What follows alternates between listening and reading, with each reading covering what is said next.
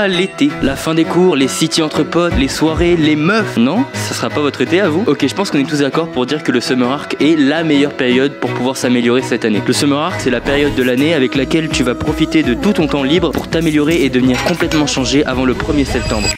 C'est-à-dire la rentrée. Donc en gros, t'as 60 jours pour être à ton prime. Même si j'aime pas trop le terme Summer Arc ou Winter Arc parce que je pense qu'on devrait s'améliorer toute l'année comme ça. L'été dernier, il m'est arrivé un truc assez spécial. J'ai lancé ma chaîne YouTube. Mieux que ça, j'ai fait mon challenge 30 jours. Poster une vidéo par jour pendant 30 jours. Et j'ai réussi. Me lancer a été une des meilleures décisions de ma vie. Et aujourd'hui, il y a peut-être un projet que tu hésites à lancer par peur. Peur du regard des autres, peur d'échouer ou même la peur de ne pas être à la hauteur. Mais si je pouvais vraiment te donner un bon conseil, je te dirais de commencer maintenant. C'est super important. Déjà, si tu le lances maintenant, ça veut dire que tu auras tout l'été disponible pour l'expérimenter et savoir si ça te convient vraiment. Ensuite, c'est surtout pour une histoire de temps. Aujourd'hui, quand je regarde en arrière, j'aurais tellement aimé commencer quand j'étais au lycée, quand j'avais 2 fois plus de temps à disposition. D'ailleurs, même tous les adultes et les darons le disent. Quand t'es au collège, t'as plus de temps que les lycéens. Quand t'es au lycée, t'as plus de temps que les gens qui sont en études sup. Et quand t'es en études sup, t'as plus de temps que les gens qui ont un job. Et finalement, si j'avais commencé à ce moment-là, j'aurais même progressé plus vite parce que ça m'aurait laissé plus de temps pour faire des erreurs et donc apprendre largement plus vite. Maintenant, si t'as cliqué sur cette vidéo, voilà ce que tu attends de moi. Tu veux que je te dise de te bouger, qu'il faut que tu t'enfermes tout l'été dans ta chambre, que tu bosses sur ton business et que le seul moment où tu auras le droit de sortir de ta chambre, c'est pour aller à la salle. Mais accroche-toi bien parce que ce que je vais te dire, ça va sûrement te paraître contre-intuitif. Moi, je te demande de passer un été fun. Passe un été fun, bordel. Avec mon pote Adam, entre nous, on rigole beaucoup de cette blague de lock-in. En gros, lock-in, c'est juste s'enfermer chez soi et tryhard de la vie jusqu'à obtenir ce que tu souhaites ou en tout cas atteindre ton objectif. Et en fait, la plupart des gens n'ont pas la bonne conception du lock-in. Le lock-in, c'est pas rester enfermé dans sa chambre comme un autiste, aller à la salle, dormir et répéter le cycle. Ça, c'est juste ce que j'appelle être un trisomique du développement personnel. Le Summer Arc, c'est le meilleur moment pour s'améliorer,